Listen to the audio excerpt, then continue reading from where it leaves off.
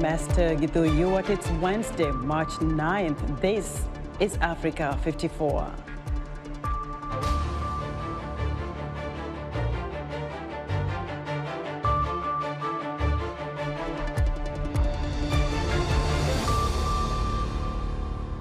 U.S. lawmakers reach an agreement to send as much as $14 billion in humanitarian and military assistance to Ukraine as Russia continues its assault on Ukrainian cities.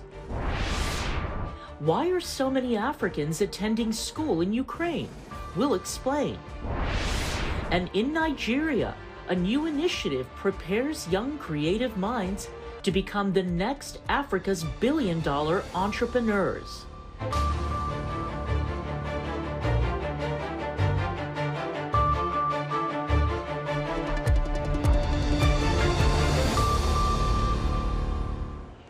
Russian forces on Wednesday are continuing their heavy shelling and bombardment of Ukrainian cities.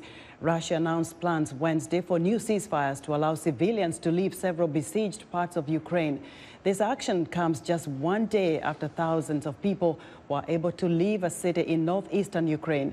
But Ukrainian officials are accusing Russia of shelling another evacuation route in the southern part of the country. The Ukrainian Deputy Prime Minister says Russia confirmed evacuation routes would lead out of Sumy, Mariupol, and several towns near Kiev. One person was rescued from the wreckage of a home following Russian airstrikes in the northeastern Ukrainian city of Lviv on Wednesday. The Ukrainian civil defense body posted on Facebook that 5 people, including 2 children, were rescued from the rubble and 2 residential houses were destroyed due to the airstrikes. Lviv is 50 kilometers southwest of the besieged city of Sumy. The United Nations Human Rights Office says it has verified over 1,300 civilian casualties in Ukraine, including 474 killed and 861 injured, but the exact number is likely to be higher.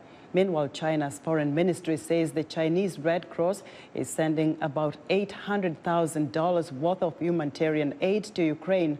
China also reiterated its opposition to sanctions imposed against Russia. Joining us now from the city of Lviv, Ukraine, is Associated Press correspondent Philip Crowther. Philip, I understand you have breaking news. Bring us up to speed on the latest. Well, I'm afraid that the headlines will be dominated henceforth throughout the next day or so, and maybe longer, by the images of a completely destroyed maternity and children's hospital in the city of Mariupol in the southeast of the country, having been bombed by Russia. The Ukrainian President Vladimir Zelensky has shared that footage online, as have many other members of the Ukrainian government. Zelensky calling again for a no-fly zone over Ukraine, which might make that kind of bombing impossible. It goes without saying that this means that a ceasefire that was supposed to be respected by Russia and Ukraine in Mariupol, for there to be an evacuation corridor there, has not been respected. Well, I was going to find out if the ceasefires are going to hold. So what's next then if the ceasefires are not going to hold? What kind of situation is Ukraine now confronted with? Well, there just have to be attempts again and again for these ceasefires to work, because there is no other way right now of getting people out of these besieged cities. We're talking about Kharkiv in the north of the country, Mariupol in the southeast of the country, but also suburbs of the capital city of Kiev in the north and in the northwest of the country. We can't yet assess at this point whether those ceasefires in those other cities and suburbs of Kiev have actually been respected by Russia. We know from one city in the northeast, that's Sumy, where yesterday thousands of people were evacuated, according to a senior Ukrainian official. It looks like, according to the images that we've seen, that there was another successful attempt today to get a few thousand more people out of that city, and maybe at the same time getting humanitarian aid in. There will be talks at the end of this week between the foreign ministers of Russia and Ukraine. Those will be happening in Turkey. It is hoped, of course, that 1 or 2 successful attempts to hold a ceasefire and establish a safe passage for people out of these besieged cities might lead to further diplomatic talks and maybe minor diplomatic breakthroughs between Ukraine and Russia. Philip, thanks. Associated Press correspondent Philip Crowther reporting live from Lviv, Ukraine. Here in Washington, U.S. lawmakers have agreed to send as much as $14 billion in humanitarian and military assistance to Ukraine. The bipartisan effort to confront Russia's invasion of the Eastern European nation follows congressional support for U.S. President Joe Biden's announcement that he is banning Russian energy imports into the U.S. VOA's Catherine Gibson has more. Billions of dollars in humanitarian and military aid for Ukraine, well above the White House request, now close to being finalized by U.S. lawmakers after weeks of negotiations. A package that is likely just the beginning of U.S. assistance. I think the world has to respond and help these refugees, and we're taking up a package that I think will just be the beginning, frankly. As my understanding is, it'll be a $12 billion package that will provide economic, military, and humanitarian support, but there will be more to come. Ukraine's war effort got a boost Tuesday with the announcement Poland would send Ukraine MiG-29 fighter jets. But U.S. lawmakers are concerned bureaucratic delays are holding up other military assistance. There is strong agreement to supply Ukraine with the defensive lethal weapons they need. And we've done that, and our allies have done that, countries have done that, and we've been pretty effective in getting that type of equipment to the Ukrainians. So I'm a little bit baffled as to why it's taking so long in regards to aircraft getting into Ukraine. President Zelensky's made it clear he needs it. A top State Department official told lawmakers Putin's decision to invade has subjected his people to harsh sanctions, wiping out 30 years of progress in a matter of days. As Putin tries to reduce Ukraine to rubble, he is also turning Russia into a prison. Credit cards and ATMs have stopped working, capital controls are biting deeply, imported food, technology, and other goods are drying up, and the last of Russia's free press has been strangled, all while the government hemorrhages money that belongs to the Russian people, to fund its war effort and to prop up the ruble. And while the decision to ban Russian energy imports will have its own impact on Americans, U.S. lawmakers from both parties welcomed Biden's announcement. Americans are willing to make sacrifices to support the kind of Ukrainian resistance, brave, fierce, bold defense of democracy that very much resonates with Americans because of our own history. But also important are steps we can take to reduce the spiral upward of gasoline prices. But U.S. lawmakers also continue to emphasize that American support does not extend to direct military involvement. I don't think any NATO country, certainly not ours, is prepared to directly engage with the Russians over Ukraine. The U.S. Congress is expected to pass a government spending bill containing that aid money for Ukraine by the end of this week. Catherine Gibson, VOA News, Washington. Senegalese President Macky Sall, the current head of the African Union, says he spoke with Vladimir Putin on Wednesday to urge a lasting ceasefire in Ukraine. In a tweet, Sall says he commended Putin for listening and for his willingness to maintain dialogue for a negotiated outcome to the conflict. The AU has issued a statement calling for Ukraine's territorial integrity and international law to be upheld. Now, as Russia's bombardment of key Ukrainian cities continues and the number of those displaced and dead rise, Ukrainian citizens have varied opinions on what Russia's President Vladimir Putin wants in their country. For more insight, I'm joined here in the studio by Tatiana Vorosco, a VOA journalist and a native of Ukraine. Tatiana, a very warm welcome to you here in the studio. So, so far President Putin has made it clear that he wanted to capture the Ukrainian city, Kyiv, but he has not succeeded. And the question on many Ukrainians' minds minds and many people's minds is, what does Putin want with Ukraine? What does he want in Ukraine? Well, we can see that there's no rationality, there's no rational reason for this war. Russia doesn't need space for its people. It's one of the least populated countries in the world. Any economic benefits from capturing Ukraine will be canceled out by sanctions. So we can only see some of the rationality coming from Putin is, first, they were afraid of a NATO, like they're concerned about NATO and Ukraine becoming the part of NATO. But it's also, you can see that Finland has been a part of NATO for many years, and it's on the border with Russia. So there's absolutely no rationality for Russia to, as any Ukrainian authority will tell you, to be afraid of Ukraine joining or not joining NATO and posing any military threat to Russia. So two reasons was named by Putin for this war, justification for the war in his speech and in his writing. First of all, it appears that he does not believe that Ukraine can exist as a separate nation, as a separate people. He does not believe that Ukrainians are the separate people from Russians. And he bases this belief on his very flawed understanding of history and historical misinterpretation of history. And I did analysis on that, so I do have arguments to support this claim. And the second reason is that it's a certain grudge against the West. It's something he believes West was not good enough for Russia. It was not respectful enough for Russia. So coming from this rationality, coming with understanding this is also highly emotional issue for Putin. Ukrainians do believe that his overall goal is capturing Ukraine, and how far he would go, we don't know. Is it going to be, the government which is controlled from Russia? But it might be they might want it to become a part of Russia. They might be canceling Ukraine as a sovereign, canceling Ukraine as a nation, as a country altogether. So we don't know how far he wants to go, but he definitely wants Ukraine, and he wants Ukraine on some very emotional level. So, Ukraine has stood very firm since the invasion, and of course there's huge support from Western and European allies. Do you get a sense that people, and even Russia, and especially Putin, underestimated Ukrainians' resolve? Absolutely.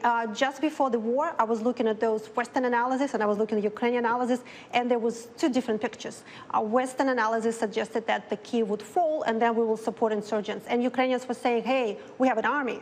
And Ukraine does have an army. Ukraine has a strong army. Ukraine has been fighting the Russian aggression in different stages in the east of the country for 8 years. So there's a lot of trained Ukrainian officers with a really active military experience. They're well equipped, a lot of them well equipped.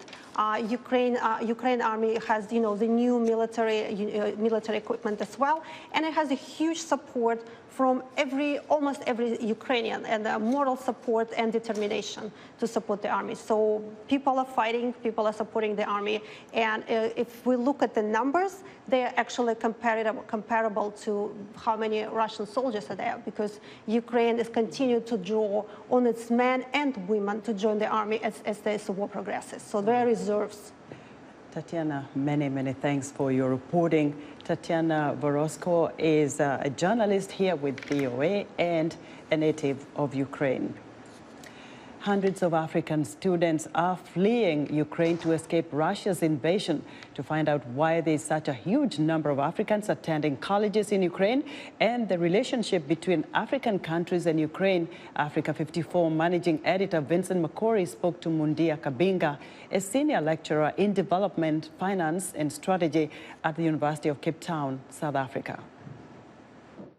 I think there are three plausible reasons as to why we find ourselves in a situation that we have that many African students in Ukraine. The first response is pretty much simply in relation to what the scholarships that are being provided by the Ministry of Foreign Affairs in Ukraine. There's been a deliberate effort on the Ministry of Foreign Affairs to provide scholarships to African students, and this is in the various science, technology, engineering, and mathematics programs, and then of course to replicate what is already existing with the US's Fulbright program, as well as the Commonwealth scholarships that are provided by the United Kingdom.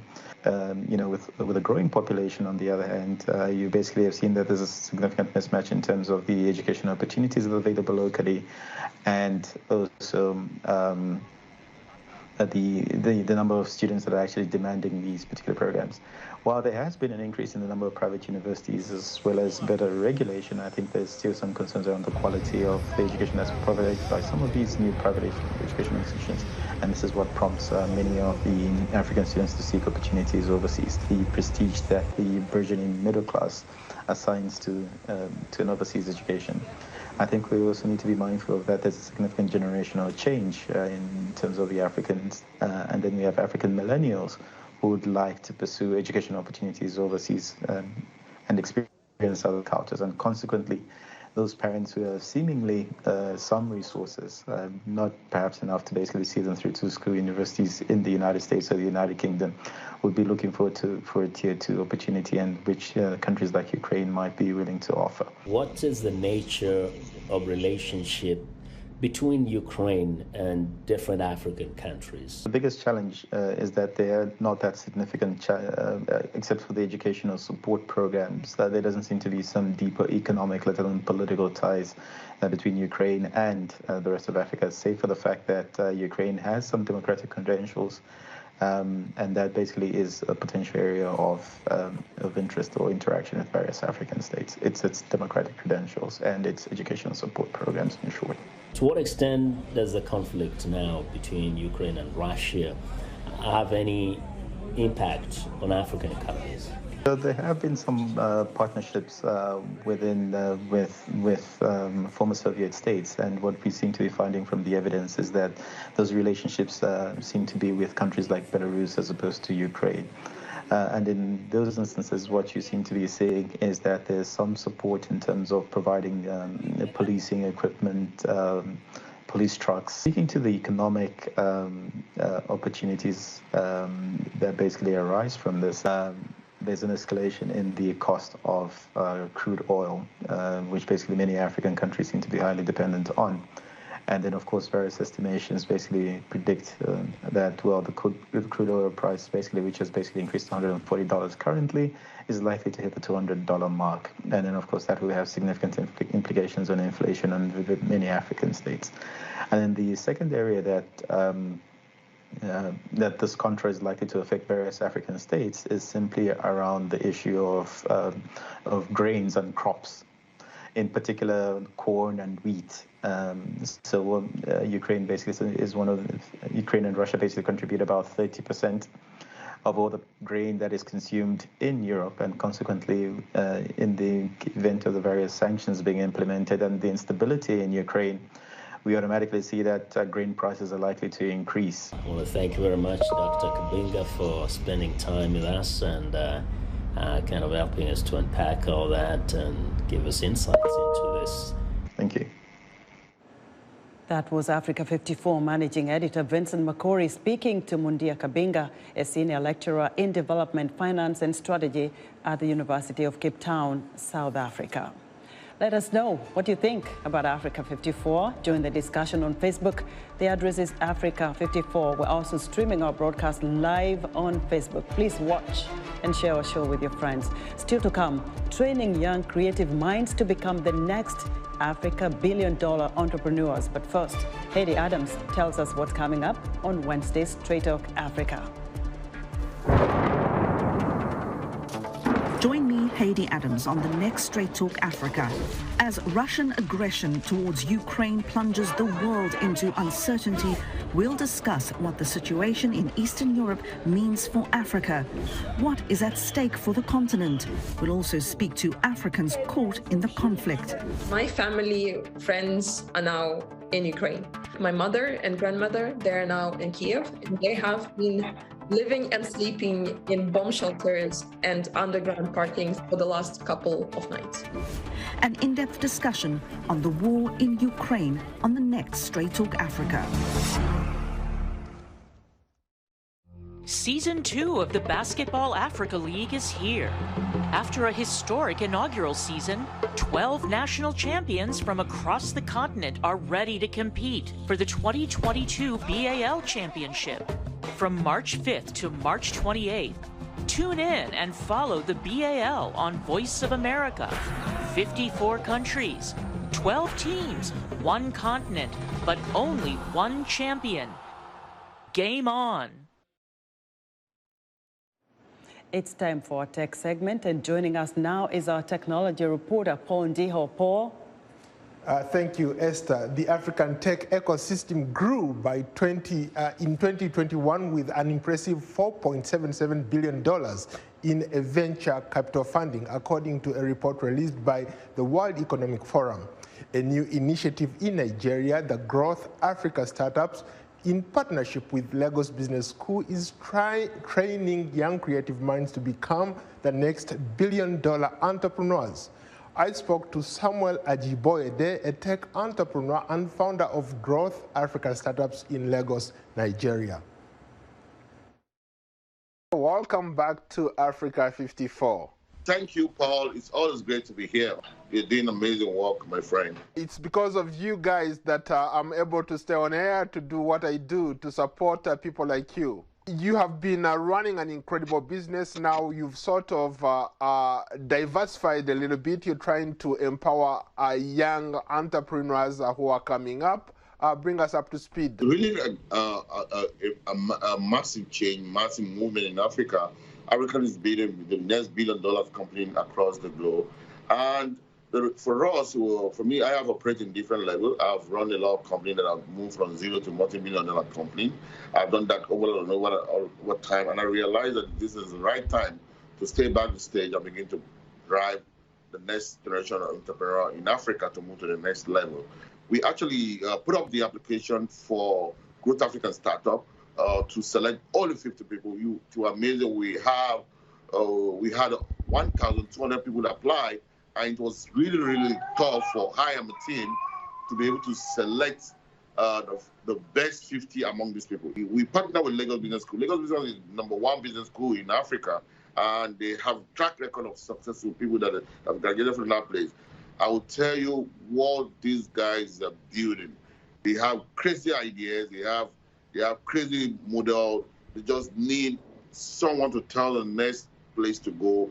How do you build the right perception? How do you build the right branding? How do you build the right connection? Earlier you talked about something regarding connectivity. That's still like a primary challenge for a lot of young startups, a lot of businesses. But somehow these people are able to overcome all those challenges and stay afloat. What is it that they are doing differently to keep their businesses going? So one of the things that I try to emphasize with this young generation is the power of social media, because that is your channel. That's the cheapest channel to get anywhere. Okay, Paul, we met on platform. Okay, that's the power of the platform. So these guys need to know that they need to take advantage of this platform. I could not agree more with the point you're making, that if you're not out there trying to tell your story, somebody is going to tell that story for you. But there are a lot of people out there who are really skeptical about social media. They don't know what to make of social media. If you look at what is happening on social media right now, it favors a lot of black community. Because you see right now, there's a lot of black movement, people, all the platform. Before you go to LinkedIn, you will never see anybody that is an influencer in Africa. Now things are changing. Companies are coming to LinkedIn right now. CEO on LinkedIn right now. The big guys are beginning to come on LinkedIn. They begin to see the value. How do I increase my personal brand? How do I increase my company brand? So now you don't need to tell us. So it's less easier to tell people now that, oh, you need LinkedIn. Because people go there to employ, people go. So things are changing. And I am telling you, you can build a very powerful brand if you know how to use these tools properly. Because the question I asked somebody, if someone want to invest in the US, what would the first thing the person do? You go on social media, you go on search engine to check about the company. And he's going to take most of his decision based on what he has seen online. Right now, in the age that we are now, everybody requires a social media. I am telling you the truth. If you think you are an online, you are a publisher, you write very well, you could be #1. If you're not on social media and effective on social media, nobody cares about you anymore. Samuel, you are one of those people who started small, grew, and run several multi-million-dollar businesses in Nigeria. What does it take to be an entrepreneur like you to succeed at whatever you do? The first thing is having the right attitude about business, okay? And that I got that from my background. having a big picture to help a lot of people. Oh, I want to be able to support my country. I want to be able to support Africa. I want to be able to support the world. I want to be able to impact the world. I want to have my footprint on this world. I want to be able to do, well, great things. I want people to remember me for good. If you have this kind of mindset that you want to impact people, you want to create value across your community, Nigeria, Africa, and the globe at large, then you can grow faster. Because the truth is that when there's a lot of good story coming from Africa, people are saying the reality, people like you are putting the story out there, more investment can come into Africa, more people want to do partnership with Africa, more people want to bring their plan to Africa. A lot of things are going to change, and before you know it, you'll see that the world is going to be a better place for everyone. Thank you so much, Samuel. Thank you so much, Paul. It's always great to be here. That was Samuel Ajiboyede, founder, Growth Africa Startups in Lagos, Nigeria. That's today's Tech Report. Back to you, Esther. Paul, thanks. Be sure to join Paul Ndiho each Wednesday for another tech segment on Africa 54. All right. Club Ferroviario da Beira of Mozambique got their first win of Season 2 of the Basketball African League, beating host Dakar University Club 98-92 to close out Day 3 of the tournament. Jackson Vunganyi has the highlights.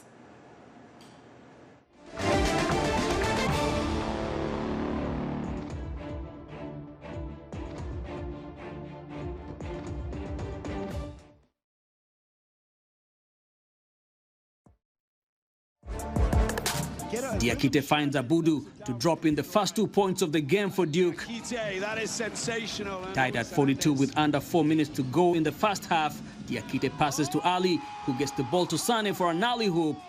Up by 1, Biera's Nwansu passes to Kennedy, who finds Perry for a 3, giving them a 4-point lead. Duke's Abudu passes to Ali, who goes for it but misses as Nwansu makes a sleek pass to Orizu for a dunk, extending Biera's lead in the fourth. The big man comes through! Sink it, sink it, sink it, Prince Orizu.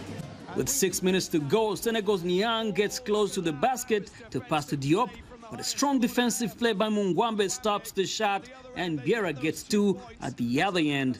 Kennedy assists Perry with a basket as his team pushes the lead to 12. Biera keeps it going as Mungwambe gets a nice layup for 2, and Perry hits a 3 with under 2 minutes to go. Duke's Ali finds Diallo, who makes a 3 to cut Biera's lead to 5. The 3 shot's good! The 3 shot's good! That is sensational! Niang tries another 3 for one last shot, but it's just not enough as Biera gets this win in what becomes a close one towards the end.